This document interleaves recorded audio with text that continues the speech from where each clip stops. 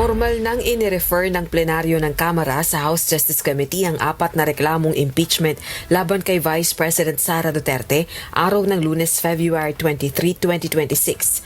Partikular na ang inendorso ng makabayan lawmakers. Dinaakbayan Party List Representative Percy Sendanya, Mamayang Liberal Party List Representative Leila de Lima, Manila 6th District Representative Benny Abante at La Union 1st District Representative Paulo Ortega. Nangangahulugan itong initiated na o sinimulan na ang impeachment proceedings laban sa pangalawang Pangulo. Umiiral na rin ang 1-year ban at wala nang bagong reklamong impeachment na pwedeng ihain laban sa Vice Presidente.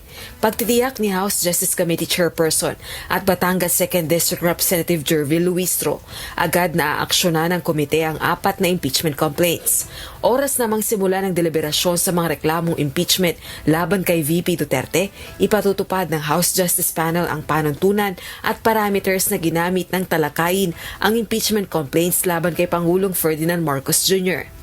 Sina Representative De Lima at ACT Teachers Party List Representative Antonio Tino naniniwalang magsisimula na ang deliberasyon sa lalong madaling panahon.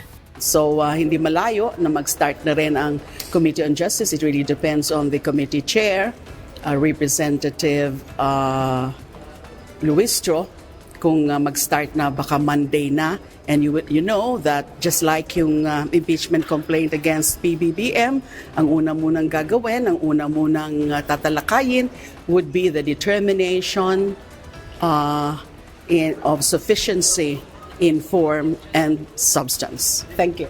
Once ma-refer na sa Justice Committee ay magsisimula na sa lalong madaling panahon yung Committee on Justice hearings katulad nung nangyari sa impeachment complaints laban kay Pangulong Marcos. Samantala, ngayon pa lang ay kumpiyansa na ang mga endorser na susuportahan ng House Majority members ang reklamong impeachment laban kay VP Duterte at may aakyat sa Senado.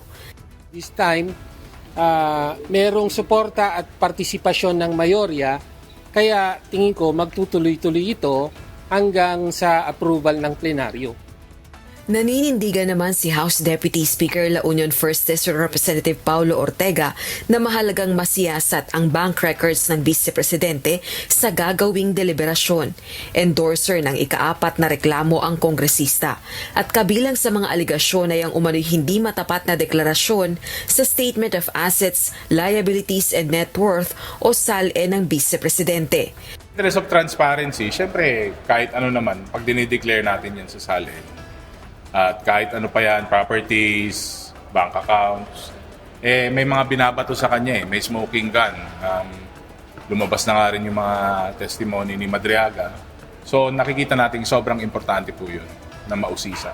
Gayunman, paglilinaw nito, pagdedebatehan at pagbobotohan pa kung aaprubahan ng House Justice Committee members ang hakbang na ito. Rosa Licoz, UNTV News and Rescue. Diyos ang aming sandigan, serbisyo publiko ang aming pinahahalagahan.